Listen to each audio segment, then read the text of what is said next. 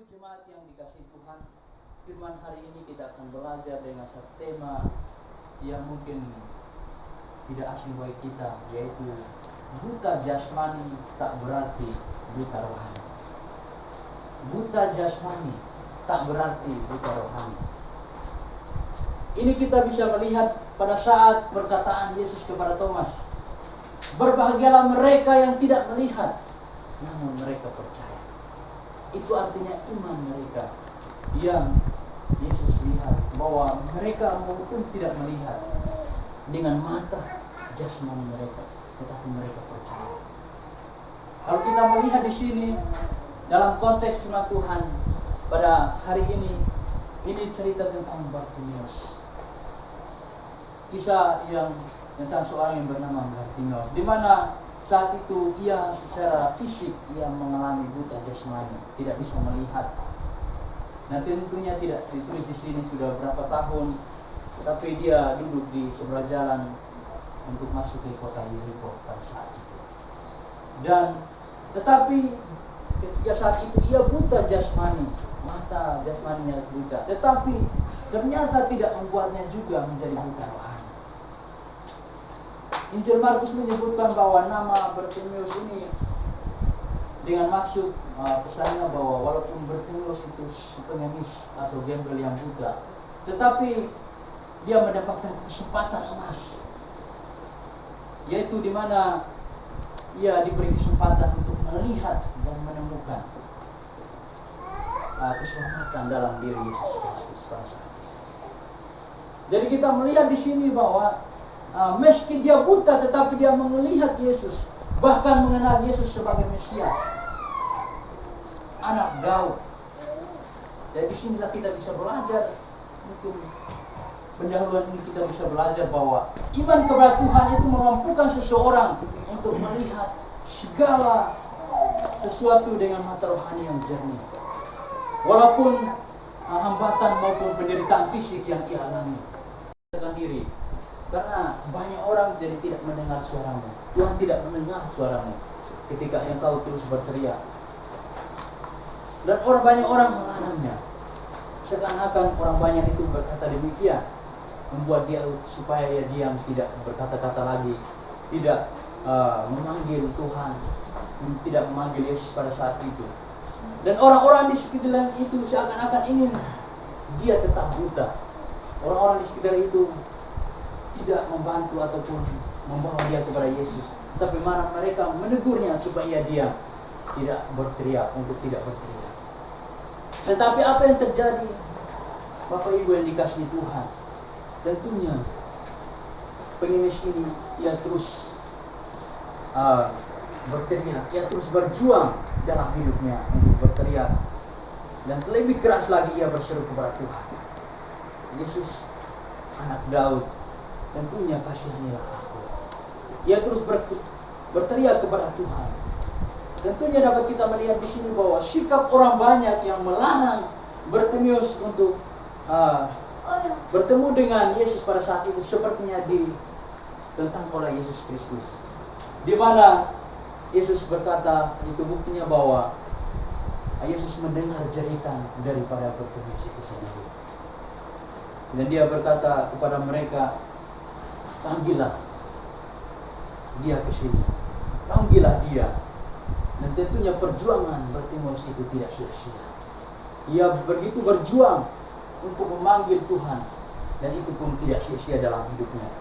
Tuhan Yesus mendengarnya, dan Yesus berkata kepadanya, panggillah dia. Karena ia mendengar, kata banyak orang, kita bisa melihat di sana bahwa, tetapi dapat kita melihat dari kata panggilan ini, kita bisa melihat bahwa Tuhan mau untuk mengasihinya, mau merangkulnya, mau untuk dia peduli kepada orang-orang yang saat ini berteriak kepada Tuhan.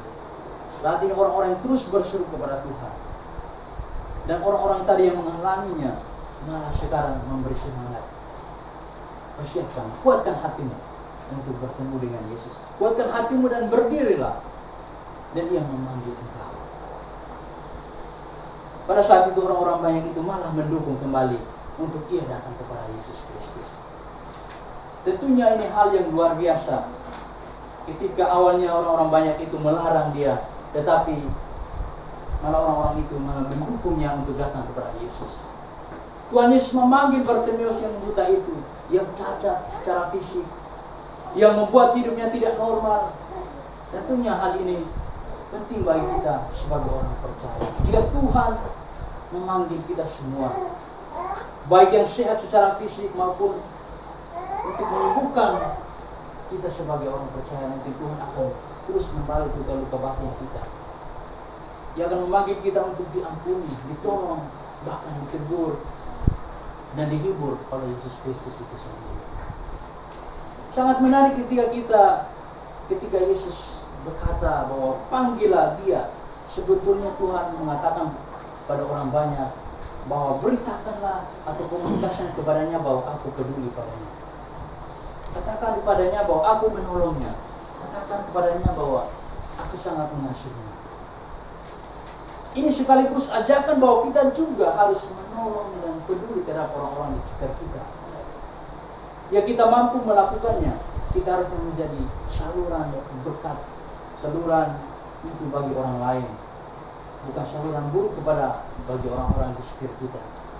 Dan akhirnya kita harusnya menjadi pembawa kabar baik, tetapi bukan membawa kabar busuk bagi orang lain. Ketika orang banyak itu mereka menyampaikannya bahwa persiapkan diri, Tuhan memanggil. Tentunya mereka mendukungnya, bahwa Tuhan sangat mengasihinya, mau menyembuhkannya. Itulah yang perlu kita lihat bersama-sama. Tentunya Bapak Ibu jemaat yang dikasihi oleh Tuhan kita Yesus Kristus, mendapat kabar baik itu Bartimeus segera melakukan yang terbaik untuk menemui Yesus Kristus. Ia menanggalkan jubahnya, itu di ayat yang ke-50 yang kita lihat di sana.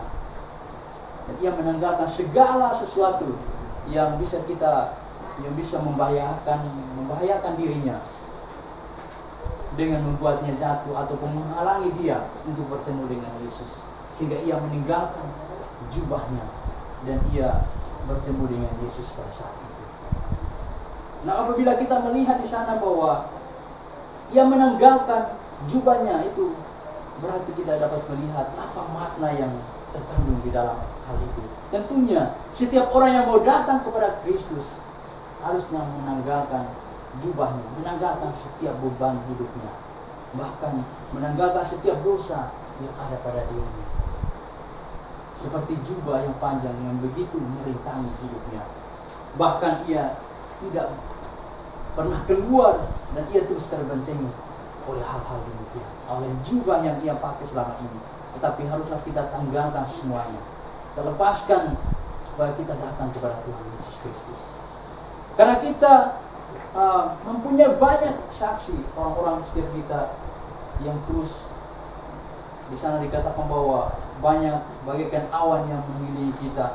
Marilah kita menanggalkan semua beban dan dosa yang begitu merintangi kita, dan kita berlomba untuk tetap tekun di dalam Kristus, dalam perlombaan yang saat ini kita terus lakukan dalam iman kita sebagai orang percaya.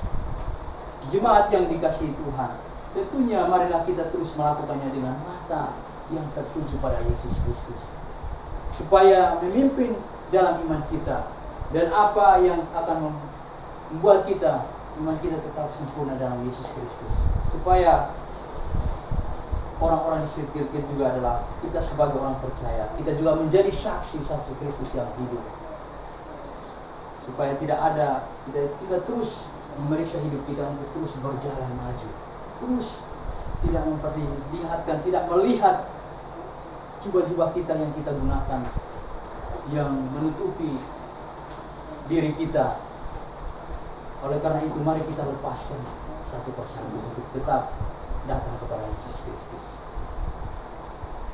Apabila jika kita naik sepeda dan kita berdayung sambil berjalan, dan saat itu ketika kita mendengar ada bunyi letusan dari salah satu ban sepeda itu, maka pastinya kita akan turun untuk segera memeriksanya. Dan saat itu kita juga akan mencari upaya untuk menambal ataupun kalau sepeda itu, supaya apabila kita menaiki sepeda itu, dalam keadaan kempes ataupun pecah, pasti kita tidak bisa berjalan dengan baik. Maka efek rodanya pasti pun akan membuat kita akhirnya tidak bisa berjalan dengan mulus ataupun membuat kita nyaman.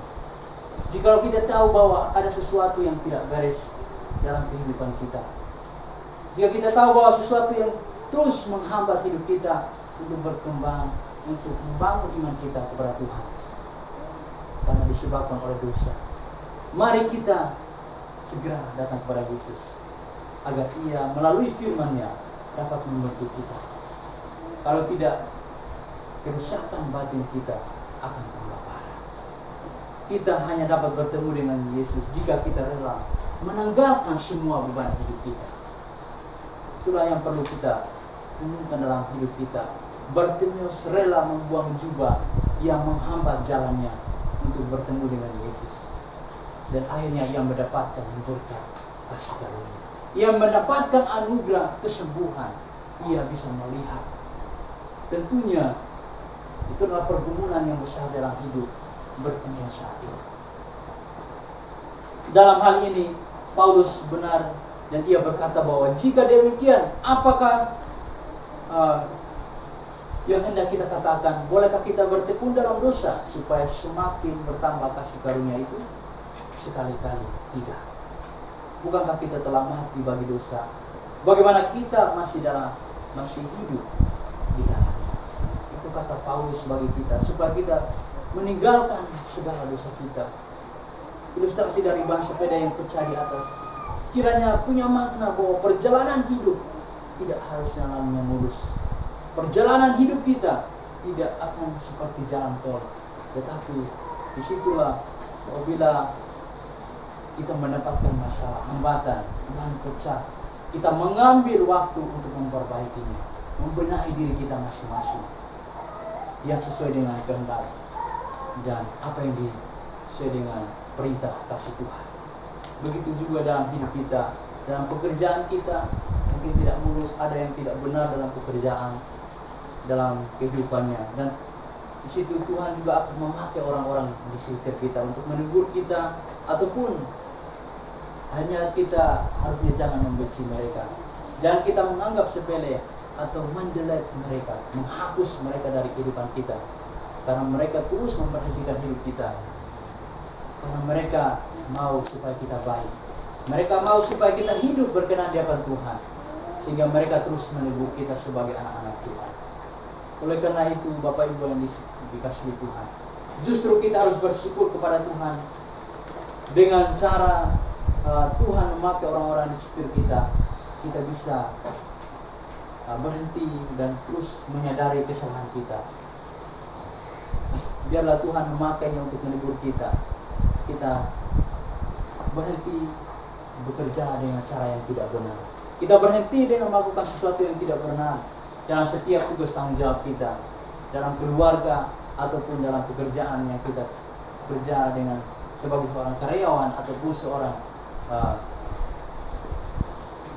mentor dan lain sebagainya. Tentunya itu hal yang penting harus kita perhatikan sebagai orang percaya. Kita harus bekerja sesuai dengan kehendak Tuhan, supaya kita terus membenahi diri, mana yang baik dan mana yang buruk, atau mana yang harus saya tinggalkan, juga yang terus menghambat diri saya untuk datang kepada Tuhan Yesus. Bapak Ibu jemaat yang dikasihi Tuhan, Bartimeus hanya mengharapkan agar ia dapat melihat.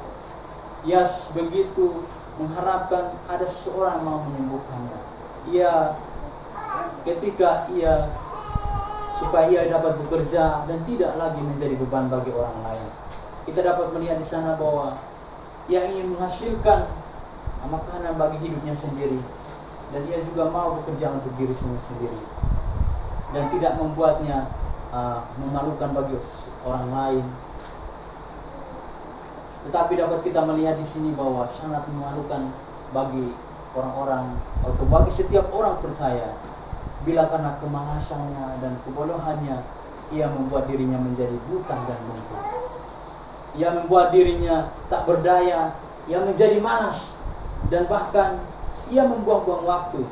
Padahal Tuhan telah mengaruniakannya anggota badan dan indera untuk bekerja bagi kehidupan dirinya sendiri.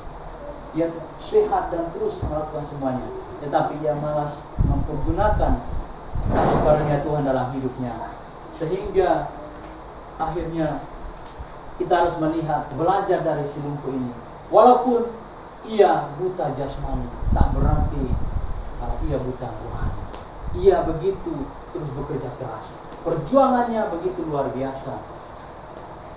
Dan tentunya itu yang perlu kita renungkan dalam setiap kehidupan kita, orang percaya. Banyak orang percaya yang menyanyiakan hidupnya dan jauh dari Tuhan.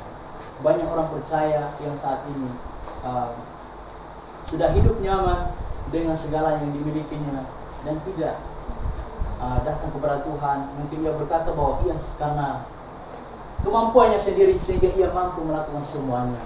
Tetapi harusnya kita sadar bahwa karena Tuhan yang terus menolong kita sampai hari ini. Bapak Ibu jemaat yang dikasihi Tuhan, tentunya apabila kita menyiapkan hidup kita secara percuma dengan kemabuk-mabukan, perjudian, bahkan hal apapun, dan tidak mempergunakan kesempatan yang Tuhan beri untuk melakukan sesuatu untuk menjadi berkat, tetapi malah kita menjadi beban bagi orang lain. Marilah kita sebagai orang percaya, tentunya perjuangan kita belum selesai. Kita terus memperjuangkan hidup kita, iman kita kepada Tuhan, supaya ketika Tuhan memanggil kita, kita siap untuk melepaskan semua. Jika Anda dipanggil Tuhan untuk terlibat dalam pelayanan apa saja, di gereja ataupun di mana saja, terimalah panggilan itu. Buanglah segala sesuatu yang dapat menghambat kita untuk menerima panggilan dari Yesus Kristus. Bapak Ibu jemaat yang dikasihi Tuhan, dari kisah ini kita bisa belajar bahwa iman Bartimeus itu yang telah menyembuhkan dia. Karena imannya sehingga ia disembuhkan. Ketika ia sembuh dan dapat melihat, dan saat itu ia menggunakan sebagai suatu kesempatan untuk mengikut Kristus. Respon Bartimeus untuk meninggalkan segala sesuatu demi untuk mengikut Yesus, tentunya ini melambangkan bahwa ia melemparkan jubahnya, ia akhirnya melepaskan semuanya. Tentunya apabila kita melihat Bartimeus yang melepaskan semua jubahnya untuk bertemu dengan Yesus, pastinya bertolak belakang dengan orang kaya yang pada saat itu ia bertanya kepada Yesus Kristus, apa yang harus dilakukan untuk masuk ke surga? Dan Tuhan Yesus berkata bahwa pulanglah, bagikanlah semua berkat, semua hartamu, supaya engkau bisa mengikut aku. Tentunya ini sangat bertolak belakang dengan Bartimeus yang melepaskan semuanya untuk mau mengikut Tuhan Yesus. Jadi marilah kita memiliki sikap untuk terus meninggalkan semuanya untuk datang kepada Tuhan Yesus. Apabila kita melihat di sini di ayat yang sebelumnya, di pasal 1 perikop sebelumnya, di sana dikatakan bahwa permintaan Yakobus dan Yohanes untuk memerintah melainkan melayani di dalam 1 perikop berikutnya. Sebelumnya itu, tentunya di sana kita dapat melihat bahwa sikap Yakobus dan Yohanes mementingkan jabatan dan kedudukannya pada pelayanan dan pengorbanan, sehingga mereka bertanya kepada Yesus Kristus. Nantinya kami bisa mengambil bagian di sebelah kanan Allah ketika berada di surga. Tentunya mereka meminta bagian mereka pada saat itu mereka berkomunikasi dengan Tuhan. Mari Bapak Ibu jemaat yang dikasihi Tuhan, kita belajar dari Bartimeus yang meskipun buta secara jasmani, tak berarti buta secara rohani, yaitu yang melihat Tuhan dengan mata iman. Ia peka terhadap suara Tuhan, serta banyak orang yang menghambat dia untuk datang kepada Tuhan Yesus Kristus. Tetapi ia terus berseru keras, berseru kepada Tuhan, menanggalkan semuanya yang menjadi beban supaya bertemu dengan Yesus. Ia datang dengan sungguh-sungguh dan penuh ketulusan dan kejujuran. Bapak Ibu jemaat yang dikasihi Tuhan, dari konteks firman Tuhan pada hari ini, kita akan belajar ada 3 poin penting yang harus kita renungkan dalam setiap kehidupan kita. apabila kita melihat Bartimeus yang setiap hari di pinggir jalan ia meminta-minta. Tentunya apabila ia tidak belajar untuk mendengar tentang setiap pelayanan yang dilakukan Tuhan Yesus, pasti dia tidak tahu. Pasti dia tidak mendengar, dia tidak mengenal siapa Yesus. Tetapi dia buta pada saat itu, Bapak Ibu. Itu ayat 47, ketika didengarnya bahwa itu adalah Yesus orang Nazaret, ia mulai berseru. Apa yang kita harus pelajari dari sana, Bapak Ibu? Ia begitu mendengar, mengenal suara Yesus Kristus, dan akhirnya ia berseru. Tidak ada orang yang memberitahu dia pada saat itu. Kalau kita melihat di sana bahwa ada orang yang memberitahu dia bahwa ada Yesus yang datang, pasti dia akan tahu. Tetapi dia tahu sendiri, dia mendengar sendiri. Ada Yesus yang datang, sehingga ia pun berseru kepada Tuhan Yesus. Karena itu hal pertama yang harus kita lakukan. Mari bangun hubungan yang baik dengan Tuhan. Bangun hubungan yang baik dengan Tuhan. Ada dua persepsi yang mungkin apabila kita membangun hubungan yang baik dengan mungkin sesama kita atau orang-orang terdekat kita, itu ada dua hal persepsi yang mungkin sekedar tahu dan mengenal. Itu hal yang berbeda. Apabila kita hanya sekedar tahu, pasti cuma tahu saja siapa namanya. Tetapi apabila kita mau mengenal, pasti kita akan mengenal dia secara siapa latar belakangnya dan orangnya dan lain sebagainya. Nah, apabila kita mau membangun hubungan yang baik dengan Tuhan, seperti Bartimeus itu sendiri, akhirnya ia begitu mengenal suara Tuhan. Ia begitu mengenal, ia mendengar ada Tuhan yang datang. Akhirnya ia berteriak kepada Tuhan. Ia berseru dengan suara yang keras. Bagaimana kita bisa membangun hubungan yang baik dengan Tuhan? Dengan apa? Melalui doa. Doa adalah alat komunikasi yang gratis, tanpa prabayar, free, itu tanpa dipungut biaya. Kalaupun kita melihat di sini komunikasi itu, ketika kita komunikasi dengan HP, pasti ada prabayarnya, ada yang dibayar, ada pulsa baru bisa ngomong dengan orang-orang jauh. Kalau kita mungkin banyak orang yang mungkin tidak punya pulsa, pasti mereka hanya kolek saja. Tapi itu juga butuh biaya dari orang lain. Dan itu pun tidak gratis. Tetapi komunikasi kita dengan Tuhan tanpa bayar itu gratis 24 jam. Tapi jangan sampai kita miss call. Kalau miss call balik dan dia yang memanggil, bahaya. Kita bisa selesai. Jadi jangan pernah miss call waktu komunikasi dengan Tuhan. Jadi ini hanya salah satu hal yang mungkin bagaimana kita mau membangun hubungan yang baik dengan Tuhan, supaya nantinya kita bisa mengenal dia, mengenal suara Tuhan, dan semakin berseru dengan Tuhan. 24 jam free, non-stop.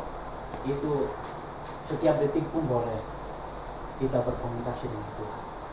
Mari bangun hubungan yang baik dengan Tuhan. Itu hal yang pertama.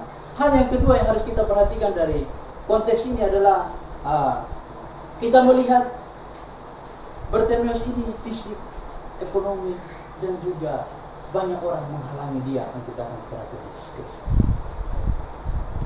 Dia mengalami berbagai kekurangan, tetapi apa yang membuat dia sehingga ia begitu yakin datang kepada Tuhan Yesus? Tentunya karena ia sudah mengenal siapa dia, ia sudah mendengar tentang pelayanan Tuhan Yesus, sehingga ia begitu yakin untuk datang kepada Yesus Kristus. Banyak orang menegurnya, menghalangi dia, tetapi dia begitu dengan perjuangan yang luar biasa datang bertemu dengan Yesus Kristus. Hambatan bisa datang dalam pekerjaan, hambatan untuk bertemu dengan Yesus itu bisa datang dalam tengah-tengah keluarga. Dan apabila kita memiliki hati yang benar-benar ada panggilan Tuhan untuk mensyukuri setiap kebaikan Tuhan, pastinya kita akan, seberat apapun halangan itu, pasti kita akan mau datang untuk beribadah kepada Tuhan, apapun itu. Jadi Inilah yang perlu kita timbulkan dalam diri kita. Kita timbulkan dalam hati kita. Halangan apapun, hujan, tetapi kita tidak takut. Hujan pun banyak cara kita bisa gunakan untuk datang beribadah bersama di tempat ini. Mari kita terus lebih dekat kepada Tuhan. Halangan tidak harus menghambat kita datang kepada Tuhan Yesus. Karena saat ini banyak orang sedang berjuang. Mereka berjuang mati-matian untuk datang kepada Tuhan Yesus Kristus. Dan hal yang ketiga, yaitu tanggalkan semua beban apapun untuk datang kepada Tuhan. Dan persiapkanlah diri kita baik-baik. Apabila kita datang kepada Tuhan, pada saat itu orang-orang berkata kepada Bartimeus, kuatkanlah hatimu, persiapkanlah dirimu. Ia memanggilmu. Mari ketika kita datang beribadah bersama, datang kepada Tuhan, kita persiapkan diri kita baik-baik. Mungkin besok ibadah, mari kita persiapkan malam ini hati kita supaya besok mungkin ada hambatan sedikit, jangan membuat kita akhirnya gagal datang beribadah. Itu hal yang penting harus kita lakukan. Jadi karena hambatan kecil akhirnya membuat kita gagal, karena semalam kita sudah persiapkan untuk datang kepada Tuhan. Mari Bapak Ibu yang dikasihi Tuhan, kita tanggalkan semua, kita persiapkan diri kita baik-baik untuk bertemu dengan Yesus. Tentunya itu hal yang sangat istimewa kita lakukan dalam hidup ini.